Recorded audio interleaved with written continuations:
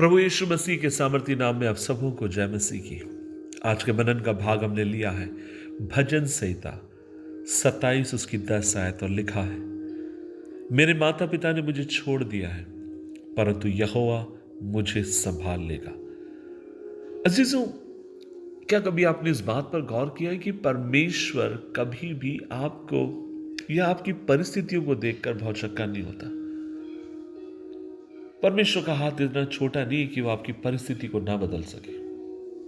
पर कई लोग ऐसे लोग होते हैं जो अतीत में जीना पसंद करते हैं, अर्थात जो भूतकाल जो बीत गया उन बातों में जीना पसंद करते हैं, उन बातों को कुरेदते हैं।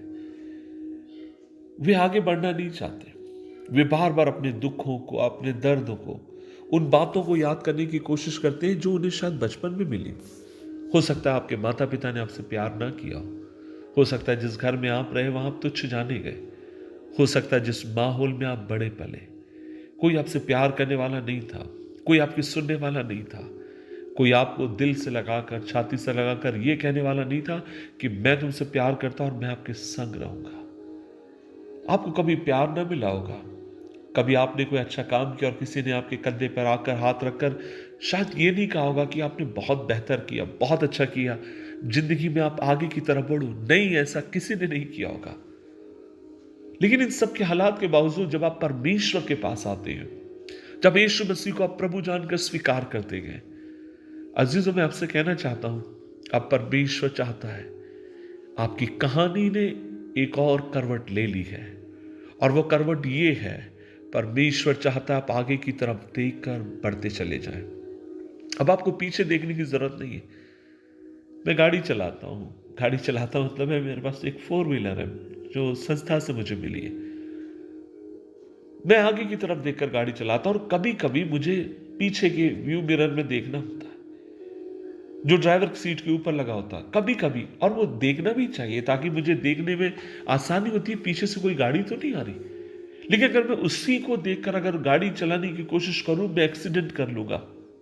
और आज बहुत सारे लोग ऐसे ही हैं जो पीछे के शीशों में देखकर ड्राइविंग कर रहे हैं, जो पीछे के शीशों में देखकर आगे की तरफ बढ़ने की कोशिश कर रहा हूं। मैं आपसे कहना चाहता हूं, यदि आप एक ऐसे व्यक्ति हैं, ध्यान से सुने, आप कभी भी परमेश्वर में बढ़ नहीं पाएंगे, क्योंकि परमेश्वर चाहते हैं आप आगे की तरफ जाएं। आवश्यक है बीच बीच में पीछे की तरफ देखते रहे, लेकिन पीछे की तरफ ही मत देखते रहिए। वो आपको नए मुकामों में लेकर जाना चाहता है। वो आपको अलग अलग जगहों पर आपकी जिंदगी को लेकर जाना चाहता है। अपनी जिंदगी को देखकर बार बार सॉरी मत कहिए। जो आपके पास नहीं है उस बात को देखकर रोइए मत। जो आपको नहीं मिला उस बात के लिए छाती मत पीटिए मेरे भाई। कई बार जो हमें नहीं मिला है उसमें इतना दुखी हो जाते हैं कि जो हमें हमारे पास है और जो परमेश्वर हमें देना चाहता है उसको हम तुच्छ जानते हैं। मैं बहुत अधिक अभाव में पड़ा, बहुत अधिक कमी घटी में मैं बड़ा पला। मेरे को आज भी याद नहीं अच्छे कपड़े हमें कब मिलते थे, जब मैं एक विश्वासी नहीं था, अविश्वासी था।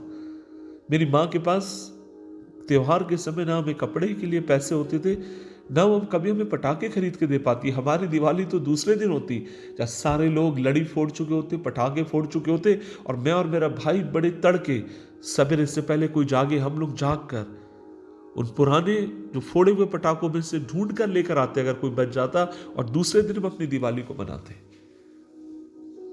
बहुत अधिक बिखट। और आप मुझसे पूछेंगे, अगर परमेश्वर एक और बार अगर आपसे बोले पास्टर कि आप उस जिंदगी को जीना चाहते हैं, और मैं आपसे कहना चाहता हूं मेरी रूह कांप जाती है, और मैं शायद परमेश्वर से कहूंगा प्रभु मेरे बस के बाहर है।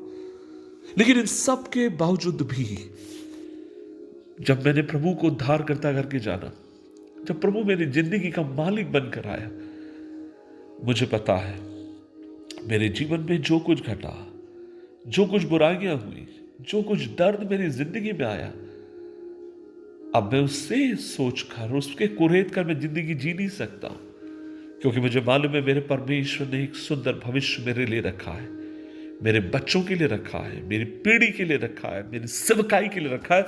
और आज सुबह के समय इस वचन को सुनने वाले मेरे भाई, मेरी बहन, आज मैं तुझसे कहना चाहता हूं, उठकर खड़े हो, नई विजय को पाने के लिए तुझे उठना होगा, आगे की तरफ बढ़ना होगा। अपने भविष्य के लिए तुझे उठकर खड़े होना होगा, अपने बच्चों के लिए तुझे उठकर खड़े होना होगा, नए भविष्य के लिए तुझे उठकर खड़े होना होगा, उन आशीषों के लिए जिसे तेरा परमेश्वर तुझे दिखाना चाहता है। प्रभु ने आपके लिए उत्तम आशीषों को रखा है। आइए हम बीती बातों को भूलकर आगे की तरफ बढ़े, दुआ करें। प्रभु जी धन्यवाद, हमें अनुग्रह दे, कृपा दे कि हम तेरे नाम से आगे की तरफ बढ़ते जाएं। जीवन में जो कुछ हुआ प्रभु जी, उन सब बातों के लिए आज हम तुझे धन्यवाद देते हैं और कहते हैं धन्यवाद। जैसे भजनकार कहता है कि मुझ पे जो दुख बीता वो मेरे लिए भला था कि मैं तेरी विधियों को सीख सका।